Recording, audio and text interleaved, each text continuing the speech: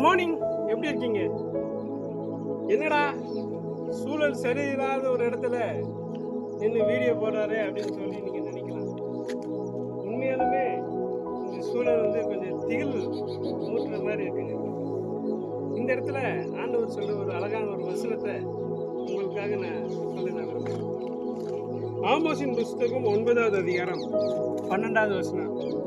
அந்நாளிலே விழுந்து போன தாவீதின் கூடாரத்தை நான் திரும்ப எடுப்பித்து அதன் திறப்புகளை அடைத்து அதில் பழுதாய் போனதை சீர்படுத்தி பூர்வ நாட்களில் இருந்தது போல அதை ஸ்தாபிப்பேன் என்று கர்த்தர் சொல்கிறார். ஒருவேளை இந்த வீடு மறுபடியும் எடுத்து கட்டி இதை ஒரு பெரிய மாளிகையா மறுபடியும் மாற்றுவாங்களா எனக்கு தெரியாதுங்க. ஏன்னா இது எத்தனையோ ஆண்டுகளாக இப்படியே தான் ஒரு பாழாகி போன மாதிரி இருக்கு. ஆனால் எனக்கு ஒரு விஷயம் நல்லா தெரியும். உங்கள் வாழ்க்கை எப்படி பாழாகி போயிருந்தாலும் பரவாயில்ல, ஆண்டவருடைய கருத்துக்களை நீங்கள் உங்கள் வாழ்க்கையை ஒப்பு கொடுத்தீங்கன்னா இந்த பாழாகி போன இடம் பாழா போனதாகவே இருக்கட்டும், ஆனால் உங்கள் வாழ்க்கை திரும்பவும் கர்த்தர் எடுப்பிப்பார். ஏனென்றால் கர்த்தர் தாவீதுடைய கூடாரம் விழுந்து போனதை அவர் விரும்புறதில்லை.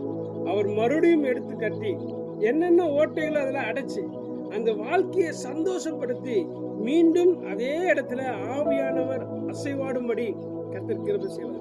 உங்க வாழ்க்கையிலையும் தான் நீங்க நினைக்கலாம், இனி என் வாழ்க்கைய ஒன்றும் பண்ண முடியாது, யாராலையும் நீ எடுப்பித்து கட்ட முடியாது, இனி முடிஞ்சு போச்சு அப்படின்னு சொல்லி நீங்க நிறைய தீர்மானங்கள் கூட எடுத்து நீங்களே ஒரு முற்றுப்புள்ளியை வச்சிருக்கலாம். ஆனா ஆண்டவர் அந்த முற்றுப்புள்ளி பக்கத்துல மறுபடியும் சில புள்ளிகளை வைத்து புதிதாய் துவக்கி உங்க வாழ்க்கையை கர்த்தர் ஆசீர்வதிப்பார். சோர்ந்து போகாதீங்க, கர்த்தர் உங்களை நிச்சயம் ஆசீர்வதிப்பார். God bless you.